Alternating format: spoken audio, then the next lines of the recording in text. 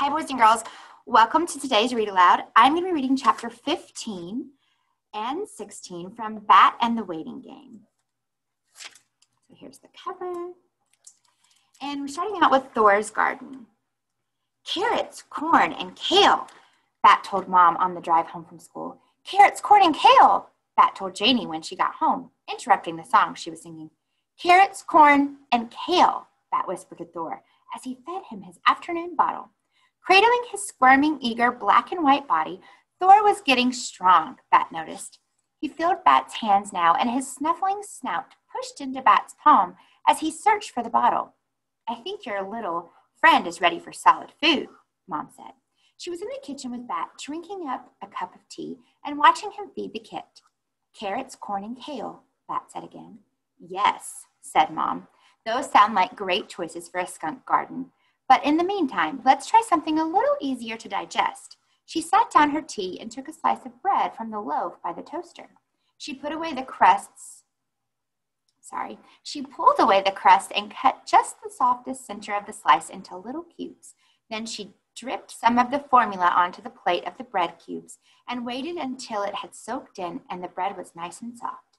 Then she set the plate on the floor and said, "Let's see what he thinks." Bat sat on the floor and made a V with his legs.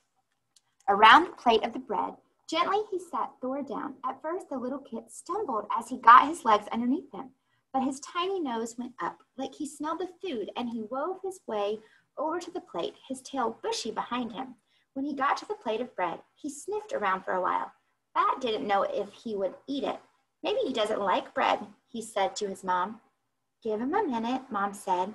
She had sat down on the floor, too, right next to Bat, and they watched together as Thor climbed up onto the plate with his front legs and dipped his mouth towards the food.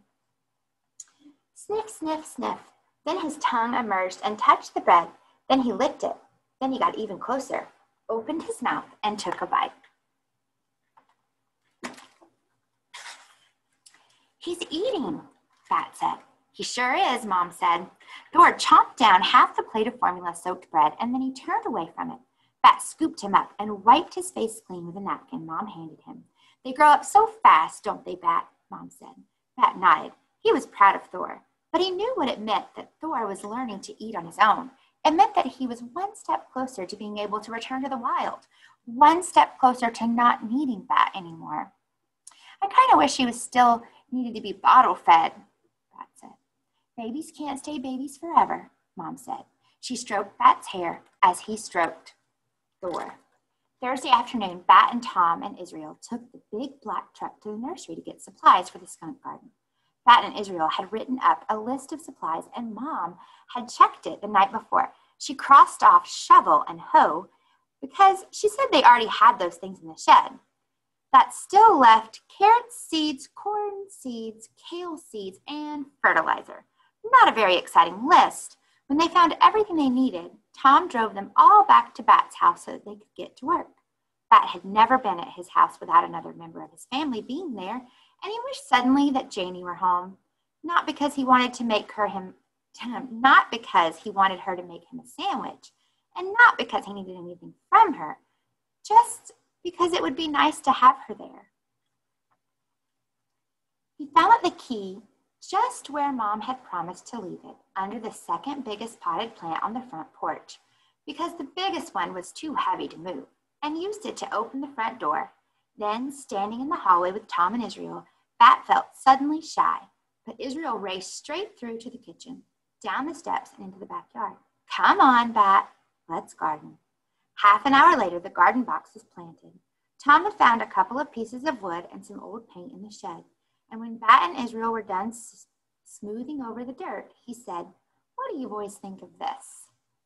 It was a signpost that read, Thors Garden. It's perfect, said Bat. Tom hammered the sign into the dirt, and they all stood together admiring it. Now they just had to wait for the plants to grow. Chapter 16, a sleepover. I should have shown you this picture. They made a little garden bed. It reminds me of the garden we have out at our school. The sleepover. Do you think there's time to bake cookies before they get here? Janie asked Mom. She had been working all day on getting ready for her big sleepover party. 3 friends from her school musical were going to arrive any minute, and Bat had been watching her flurry of preparation with curiosity and maybe just a touch of jealousy. You already made brownies and ordered pizzas, and had Mom take you to the store for 3 different kinds of juice, Bat said, thinking that with 3 different kinds of juice, Janie shouldn't be so selfish about not letting him open even one until the guest arrived. I know, Janie said, twirling her hair up into a bun, but I can't remember if Corina said she doesn't like brownies or cookies. I thought it was cookies she doesn't like. So I made brownies, but now I think I might be remembering it wrong. I like brownies, Bat said, and I also like cookies. I know, Bat, Janie said, rolling her eyes. Bat hated when Janie rolled her eyes at him. It was rude. He was about to tell her so when the doorbell rang. They're here, Janie yelped, and she ran out of the kitchen. Soon the house was brimming with noise. Janie and her friends seemed to have forgotten the whole concept of inside voices. Bat peeked through the kitchen door. One of Janie's friends saw him and waved. Bat waved back and then headed down the hall towards his room. Janie, he heard a girl's voice ask, didn't you tell me your brother is autistic? Uh-huh, said Janie. So is my cousin, the girl answered. Bat went into his room and closed the door firmly behind him, but he could still hear the girls only slightly muffled. Bat sighed and flopped down into his beanbag. He wasn't sure what name to give the emotion he was feeling. His eyes darted around his room as he looked for something to do. Even his animal encyclopedia, which usually made him perfectly content, didn't seem appealing. And Thor must have been deep into his afternoon nap because Bat couldn't hear him stirring in his enclosure. Now that Thor was less of a baby and more of a toddler, Bat liked to think of his enclosure as a playpen. In one back corner was the kitty transport box that made a sort of cave for Thor to sleep in, and in the other back corner, newspapers acted as a bathroom for the kit, who was quickly learning the right place to go. Up toward the gate at the front was Thor's food dish, which Bat filled 4 times a day, and water dish, which he changed and refilled every morning and night. Hanging from the gate was Thor's sling, which he used to disappear into, but which was getting a little tight. Mom knocked on Bat's door. He knew it was her because she always knocked in a little pattern. Knock, knock, knock. Come in, he said. Mom opened the door, and the girl's noise got louder. She came into the room and shut the door again. Those girls know how to party, she said with a smile. Bat shrugged. I guess, he said. Mom sat on the edge of the bed. How's Thor? He's taking his nap, Bat sighed. For no reason, his eyes filled with tears. Oh, little Bat, said Mom, as she stroked his hair. Are you feeling lonely? Maybe, he said. Mom pet Bat's hair in long, slow strokes. That felt nice. Hey, she said, I have an idea. What? Said Bat. Do you want to call Israel and see if he'd like to come for a sleepover? We could break out your trundle bed, Mom said. Bat had a trundle bed as long as he could remember, but the only person who had ever slept on it was Janie when they were younger, and he could sometimes talk her into sleeping in his room. Do you think he'd want to? Bat asked. Only one way to find out, Mom said. It turned out that Israel did want to come for a sleepover. Sometimes life meant lots of waiting and not knowing, but this time everything happened fast.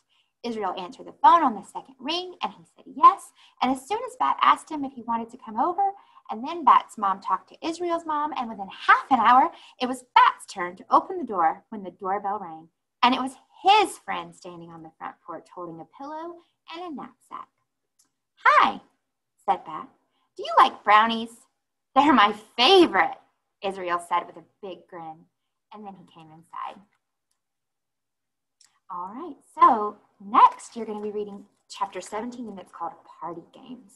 So exciting. I can't wait to see what happens at the sleepover, what all the fun things are going to do. I hope you've enjoyed this read aloud today, and you've had a great day at school. Learn a lot tomorrow and enjoy your afternoon. Bye, friends.